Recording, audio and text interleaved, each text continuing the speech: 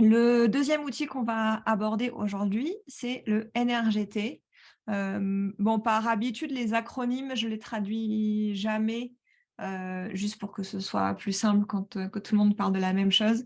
Donc NRGT, c'est aussi la version anglaise, c'est Natural Resources Governance Tool, donc l'outil pour la gouvernance des ressources naturelles, qui est également un outil, d'évaluation, mais pas que. Il permet non seulement d'évaluer, la gouvernance, à l'échelle locale, mais également de tenter de l'améliorer, en fait. Alors, avant de commencer à parler du NRGT, j'aimerais bien savoir si vous avez déjà travaillé un peu sur la gouvernance.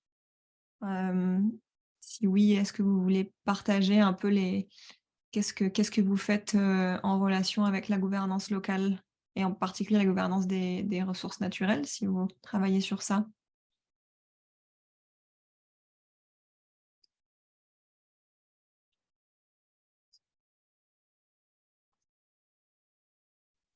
Enfin, la gouvernance, ça peut être sur plein de choses, mais quand on parle de gouvernance des ressources naturelles, on parle de voilà la régulation, de l'utilisation et de l'accès aux ressources.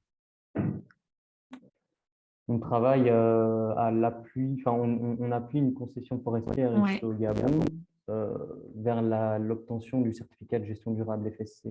Mmh. Et donc, dans ce cadre-là, il y a diverses choses qu'on doit mettre en place, notamment, bon, ici particulièrement, il y a la révision du plan d'aménagement forestier. Et donc, dans ce cadre-là, il faut redéfinir les différentes séries qu'on va pouvoir retrouver, dont la série agricole, Mmh. qui va être finalement une zone qui sera exclusivement réservée aux populations riveraines à la concession forestière. Ouais. Donc, il y a toute cette phase qui finalement est complètement en lien avec Kobo Toolbox, euh, ce Mmh. qu'on a vu ce matin et ce qu'on va voir cet après-midi.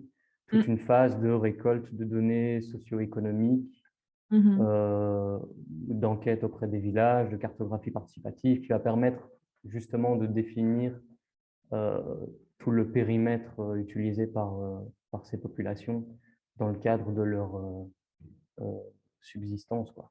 Donc, il y a ça.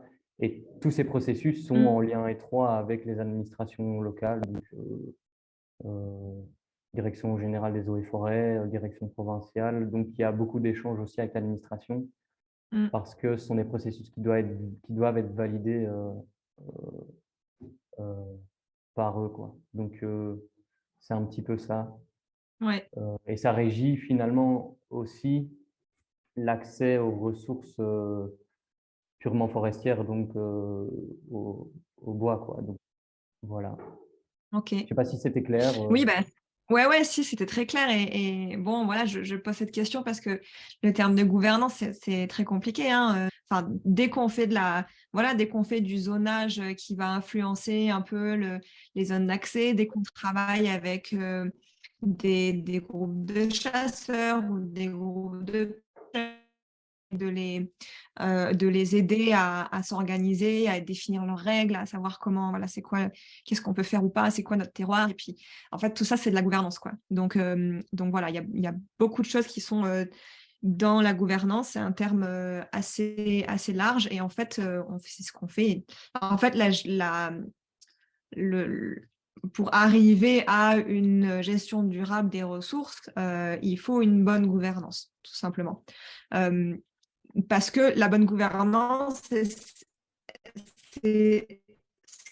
qui va faire en sorte que tous les utilisateurs, les ayants droit, ils vont se rassembler pour une utilisation durable qui permette de soutenir les moyens de subsistance à long terme, qui permettent de maintenir les écosystèmes et donc le climat, qui permettent de maintenir les ressources forestières et donc, par exemple, la qualité de l'eau, qui permettent d'avoir une chasse et une pêche durable pour avoir une sécurité alimentaire. Euh, et puis, pour s'assurer que les générations futures, elles pourront bénéficier en fait de, du bon fonctionnement des écosystèmes. Donc, en fait, en soi, la conservation, ce qu'on essaye de faire en sorte, c'est que la conservation se fasse en respectant les principes de bonne gouvernance pour que ce soit durable, juste et équitable pour tout le monde.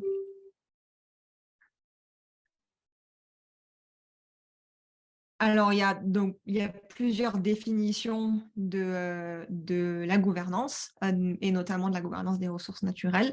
Donc, nous, on va dire, pour essayer, tenter de faire simple, même si c'est un concept qui est quand même très compliqué, on se dit que la gouvernance, c'est comment les décisions elles sont prises sur la réglementation de l'accès aux ressources naturelles et leur utilisation.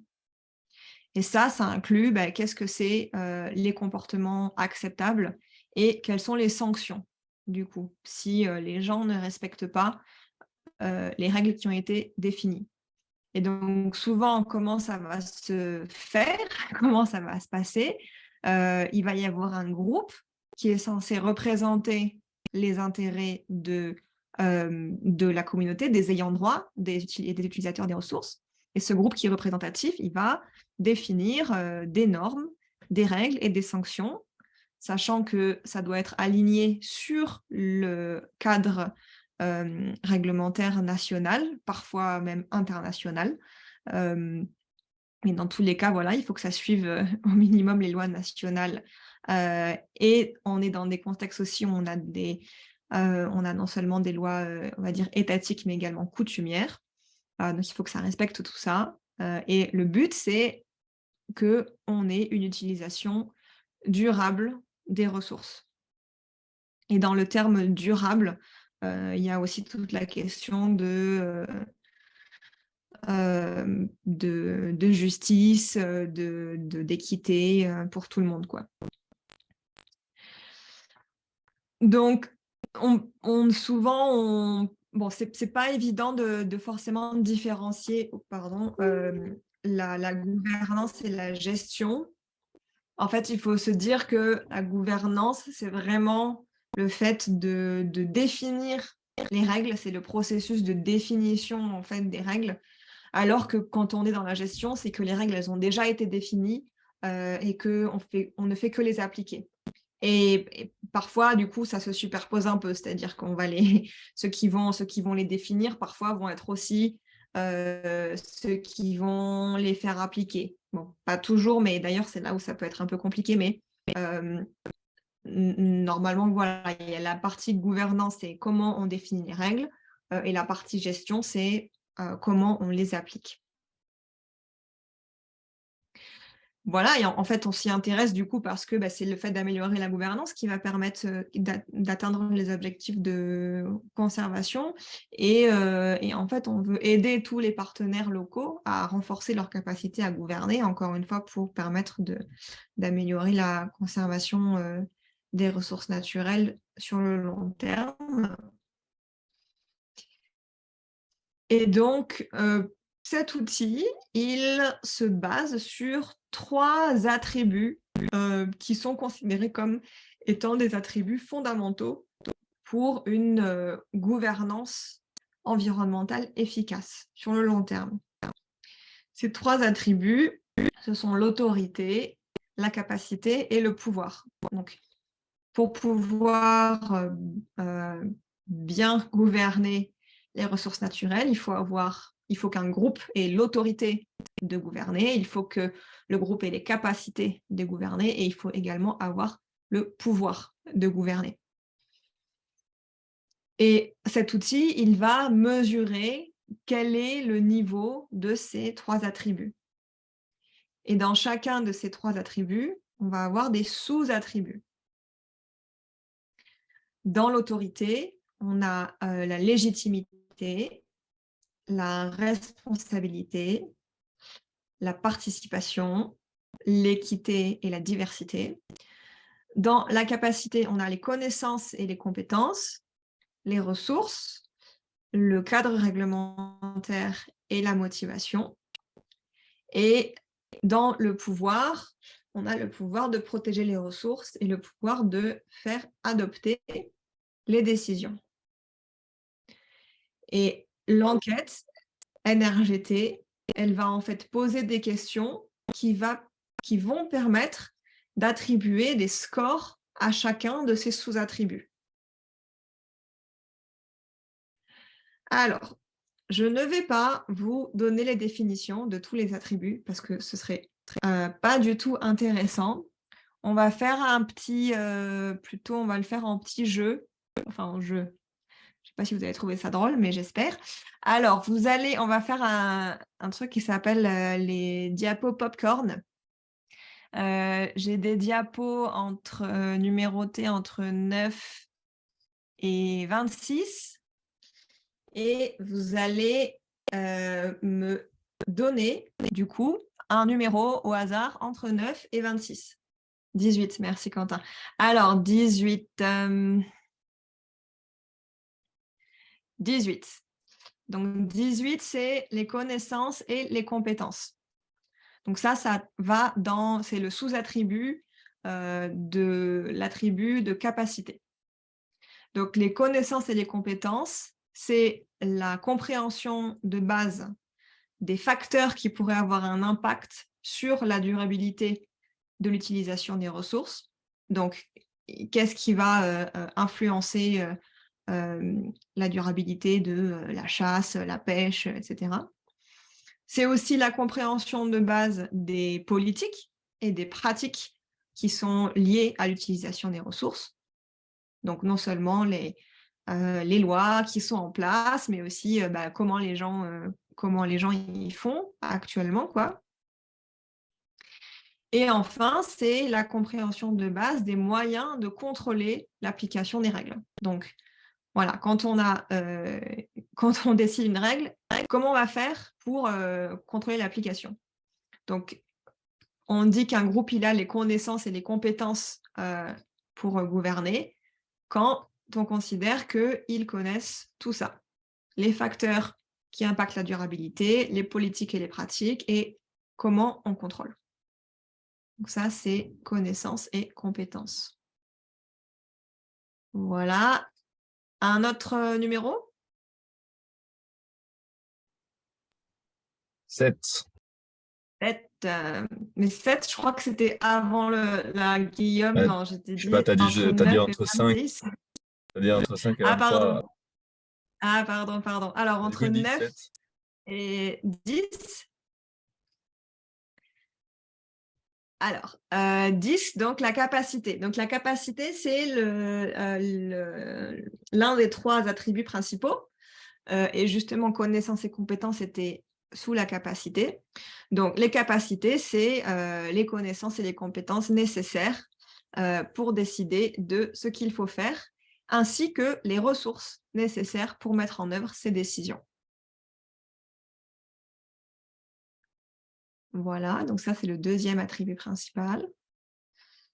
Alors, un autre chiffre entre 9 et 26.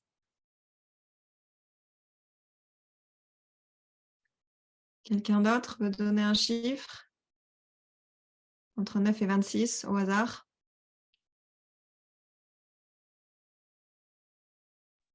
Il y a eu un 12 dans le chat. Ah pardon, j'ai pas vu, merci. Un 12. Alors, la légitimité. Donc, la légitimité, c'est un des sous-attributs de l'autorité. La légitimité, c'est la reconnaissance du droit du groupe de gouvernance à déterminer les règles d'accès aux ressources. Ce droit de gouverner peut être formel ou informel. Donc, la légitimité, c'est quand on considère qu'un groupe, il a le droit, en fait, de décider des règles, de décider des sanctions, de décider de qui peut utiliser quoi. Voilà, c'est ça, être légitime. C'est qu'en effet, on accepte qu'il y ait un groupe qui va prendre des décisions, en fait, de mon utilisation. Et ce droit, parfois c'est l'État qui va le donner et parfois c'est plutôt la coutume. Voilà, donc ça c'est la légitimité. à ne pas confondre avec la légalité. Parce que un groupe peut être légitime aux yeux de la communauté, mais pas aux yeux de l'État. C'est-à-dire qu'il n'est pas légalement reconnu comme ayant le droit de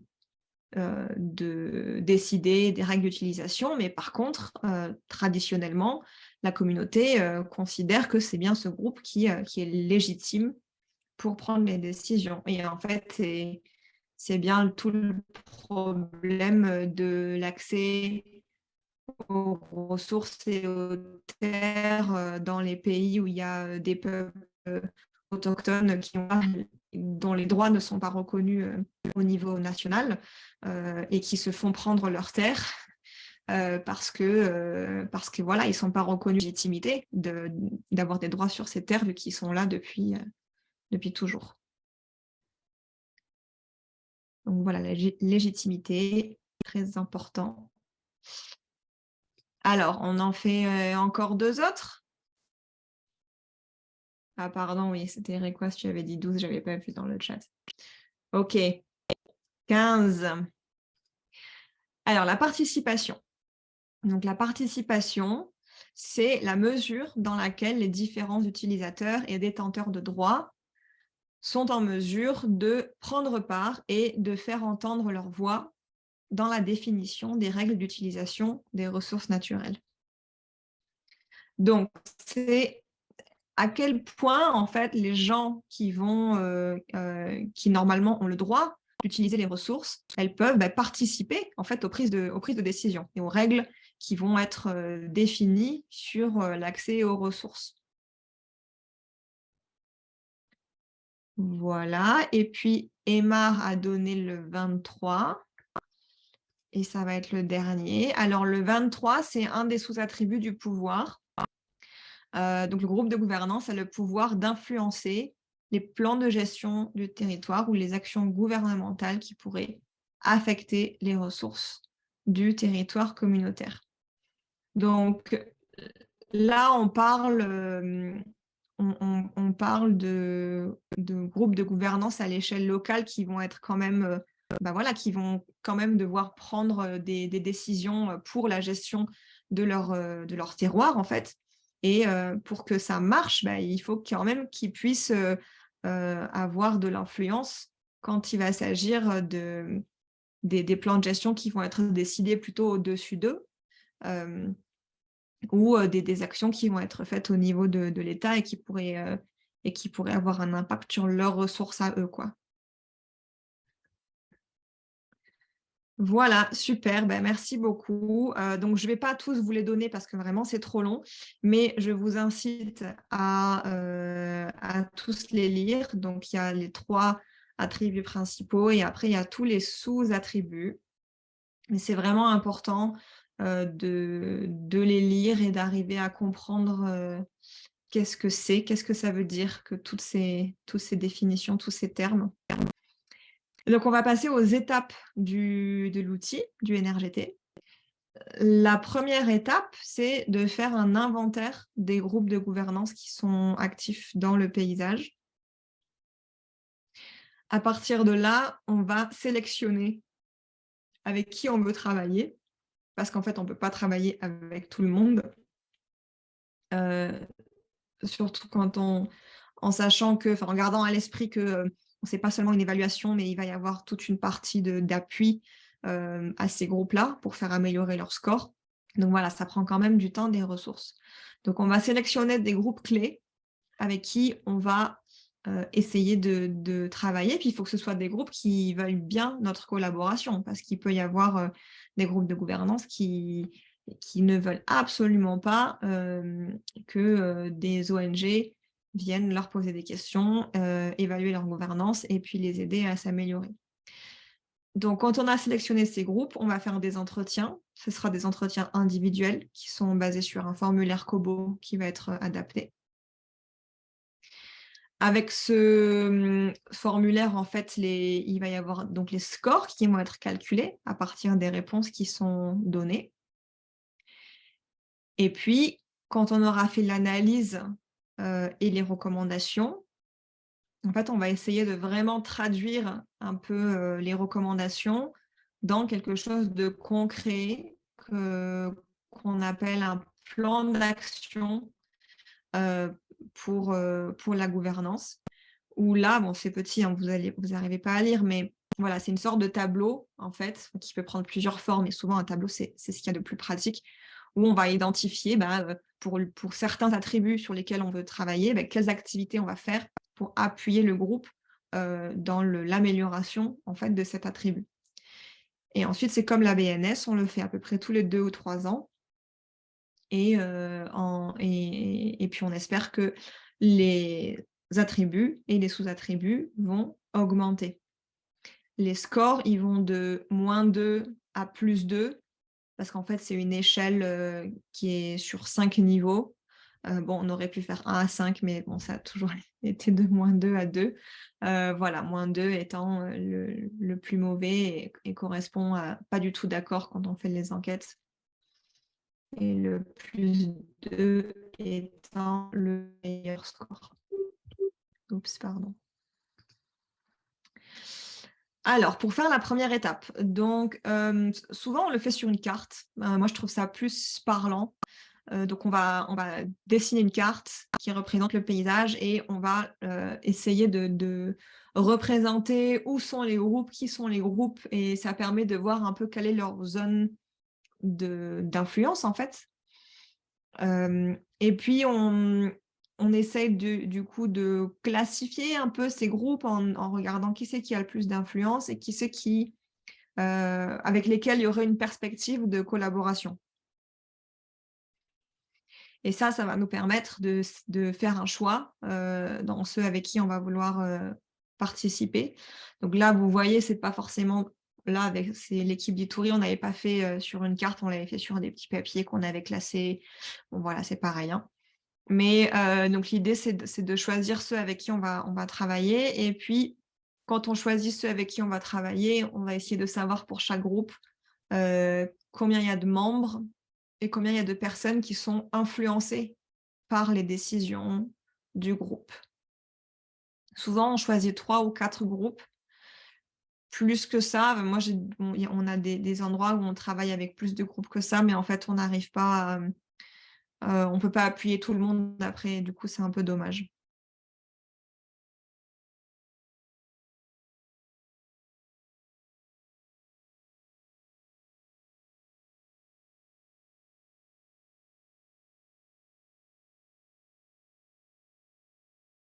Alors ensuite, une fois qu'on a donc sélectionné, on fait les entretiens individuels et on va réfléchir aussi à un échantillonnage. Donc là, l'échantillonnage, il est plus simple que pour la BNS. On dit qu'on veut au minimum 4 représentants du groupe de gouvernance et 4 personnes qui ne sont pas membres, mais qui sont influencées par les décisions qui sont prises par le groupe. Donc, je mets vraiment ce minimum parce que ça dépend complètement de la taille des groupes. En général, dans un groupe, dans une association ou voilà, dans un groupe local, il va y avoir une structure standard avec président, vice-président, secrétaire, trésorier, on va dire, et puis peut-être les vice-secrétaires, vice-trésoriers, et puis quelques membres. Donc, bon, normalement, il y a quand même au minimum 4 personnes, mais c'est pas mal d'en interroger plus si vous pouvez. Mais par contre, souvent, le nombre de personnes qui vont être influencées va être beaucoup plus élevé. Et donc, on ne va pas forcément interroger le même nombre de membres que de non-membres ou personnes influencées. On va peut-être interroger plus de personnes qui sont influencées. Et on a ce questionnaire sur lequel on va s'entraîner après, où il y a des questions qui sont des questions fermées avec une échelle de pas du tout d'accord à complètement d'accord. Et en fait, en fonction de la réponse, si on n'est pas du tout d'accord, on est à -2, -1, 0, +1, +2. Et donc, ça va calculer tout seul les scores d'autorité, capacité et pouvoir. une fois qu'on a fait toutes les enquêtes, que tout a été calculé, on peut analyser. Donc là, ça, c'est une représentation. Je sais qu'elle n'est pas toujours la plus facile à comprendre, donc vous n'êtes pas obligé de le faire en araignée. On le fait aussi en histogramme, tout simplement.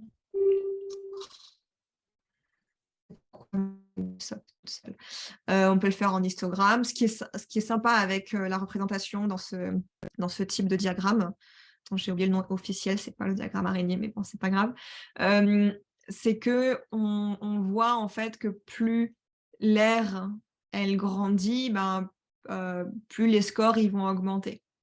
Donc là, on est sur des groupes qui ont été un groupe qui a été interrogé une fois en 2015 et une fois en 2017, et que au niveau du score de diversité, on est passé de moins 1,5 à 0.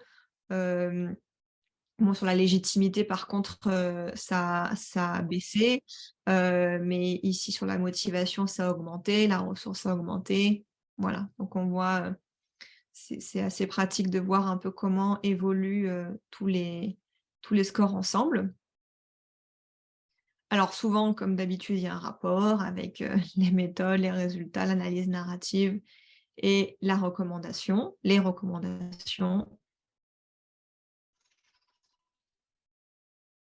Plan d'action, gouvernance. Le plan d'action gouvernance, donc voilà, c'est un tableau comme ça où on va voir le groupe, quel attribut on veut améliorer, c'est quoi notre objectif, c'est quoi l'action et c'est quoi l'état d'avancement, ainsi que la période. Et donc là, c'est bien c'est un peu l'idée, c'est que ça aille après dans les plans de travail, hein. Donc, il faut que ce soit assez précis, il faut que ce soit raisonnable, enfin voilà, comme quand on prévoit des activités. Mais c'est vraiment une partie qui est importante pour le NRGT, parce qu'en fait, si on ne fait rien, les scores ne vont absolument pas bouger. Donc, si on veut, une fois qu'on s'engage à utiliser le NRGT, à évaluer les scores de gouvernance, en fait, on s'engage aussi à aider les groupes à faire qu'ils s'améliorent. Parce que souvent, la raison pour laquelle on choisit des groupes, c'est aussi que ils ont des moyens limités et qu'on veut qu'ils aient une bonne gouvernance, mais qu'en fait, tout seul, avec les ressources à disposition, ils ne pas arriver à vraiment changer les choses, quoi. Enfin, en tout cas, dans les contextes où voilà, on travaille avec des associations et des groupes qui ont vraiment des ressources très, très limitées. Voilà pour le plan d'action. Et l'idée, c'est de répéter l'évaluation. Donc là, le cycle, en gros, c'est qu'on commence... donc, si on commence en première année à faire une évaluation et une analyse qui va donc découler sur un plan d'action, normalement, si on s'y prend bien, on peut intégrer le plan d'action dans le budget et le plan de travail de l'année suivante, ce qui permet de mettre en œuvre les activités prévues en année 2. Et comme ça, l'année 3, on va pouvoir réévaluer, pareil, faire un plan d'action, inclure ça dans notre budget de l'année 4. L'année 4, on le met en œuvre, etc., etc. Et normalement, si on arrive à bien travailler avec les groupes de gouvernance en suivant notre plan d'action, et quand on va répéter les enquêtes, les scores vont s'améliorer et on va pouvoir voir si ce qu'on a fait permet de faire bouger les choses en termes de gouvernance.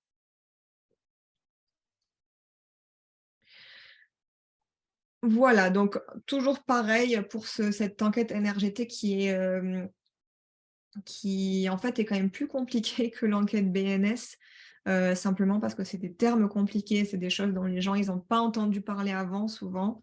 Donc c'est bien d'en parler avant, d'expliquer aux autorités coutumières et étatiques, d'expliquer pourquoi est-ce qu'on fait ça, qu'est-ce que ça va apporter. Donc l'idée d'avoir une meilleure gouvernance pour améliorer l'utilisation des ressources, pour pour que les générations futures puissent bénéficier des ressources naturelles, etc. Mais par contre, c'est également un outil qui ne va pas tout changer du jour au lendemain. Et voilà, vous pouvez expliquer ce que c'est que la bonne gouvernance, voilà, expliquer comment on fait les entretiens, etc. Et expliquer que le but de cet outil, c'est d'aider. C'est pas juste de porter un jugement et de pointer du doigt des pratiques qui peuvent pas correspondre forcément à la bonne gouvernance, mais c'est vraiment de se rendre compte que c'est quand même pas évident d'avoir une bonne gouvernance et en fait de montrer qu'on veut simplement aider les groupes pour leur bien en fait et pour le bien de la communauté.